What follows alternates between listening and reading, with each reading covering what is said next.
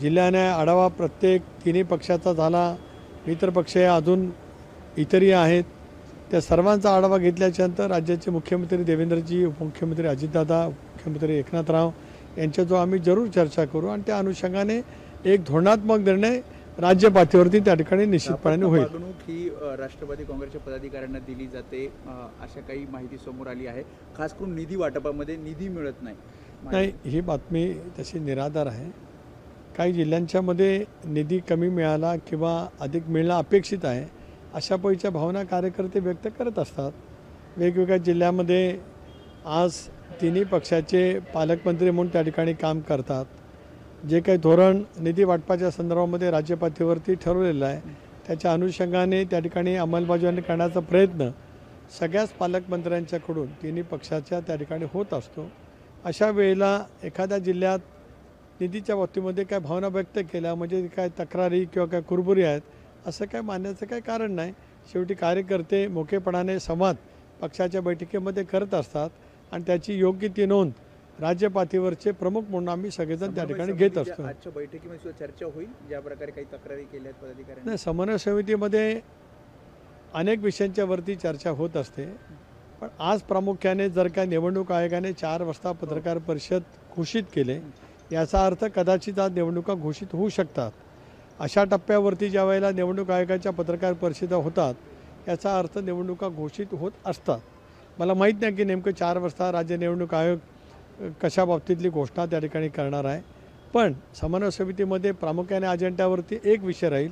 जर का निवडणुका घोषित झाल्या तर या निवडणुकीला महायुती म्हणून सामोरं जात असताना कशा पद्धतीने सामोरं जावं त्याचं एक धोरण आम्ही त्या ठिकाणी ठरवू आणि मग त्याची अंमलबजावणी करण्याच्या दृष्टीतून त्या जिल्ह्यातले पालकमंत्री, पक्षाचे संपर्क मंत्री, तिन्ही पक्षाचे यांना, जिल्हाध्यक्षांना, राज्य पातळीवरना त्या बाबतीमध्ये सूचना दिल्या. काही ठिकाणी राष्ट्रवादी स्वबळावर लढेल, कारण बीड असेल, परभणी असेल, हिंगोली असेल. एक असं आहे की पक्षाच्या प्रमुख नेत्यांनी वेगवेगळ्या मतदारसंघांतील आपल्या भावना जरूर त्या ठिकाणी मांडल्यात. ह्या तिन्ही पक्षाच्या बैठकांच्यामध्ये त्याच्यापैकी चर्चा होत असते, कारण आपण अनेक वेळेला भारतीय जनता पक्षाच्या नेत्यांच्याकडून सुद्धा तशापैचं त्यांच्या बैठकीमध्ये काय मांडलं गेलं त्याचं सुतोवाच आहे. शिवसेनेच्या नेत्यांच्याकडून सुद्धा शिवसेनेच्या बैठकीमध्ये काय मांडलं त्याचं सुतोवाच आहे. पण शेवटी महायुती अभेद्य ठेवून राज्यभरामध्ये या निवडणुकीला सामोरं जाण्याच्या दृष्टिकोनातून आम्ही प्राथमिक चर्चा केलेली आहे. अंतिम स्वरूप आता लवकरच आम्हाला द्यावं लागेल. शेवटचा प्रश्न, आज निवडणुकीचा पहिला टप्पा जाहीर होईल ज्यामध्ये नगरपालिका, नगरपंचायतच्या तारखा जाहीर होतील असं कळतंय. या सगळ्या निवडणुका पाहतात दुसरीकडे विरोधक दुबार मतदारांचा किंवा मतदार यादीतील घोटाळा हे समोर काढतात.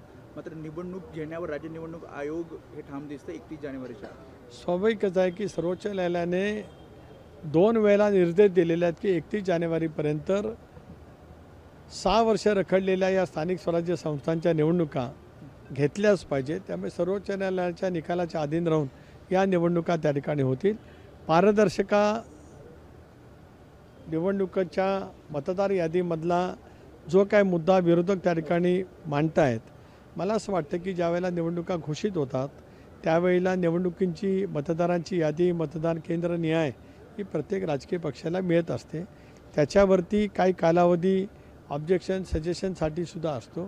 त्यावेळेला पुरावासह जर का हरकत घेतली तर त्याची नोंद निपक्षपणाने निवडणूक आयोग त्या ठिकाणी घेत असतं आणि त्याच्यामुळे अकांडतांडव करण्यापेक्षा वस्तुस्थितीवरती आधारित असलेल्या हरकती किंवा सूचना ह्या पुराव्यासहित त्या ठिकाणी दाखल कराव्यात असं मला सर्वच राजकीय पक्षांना सांगायचं आहे.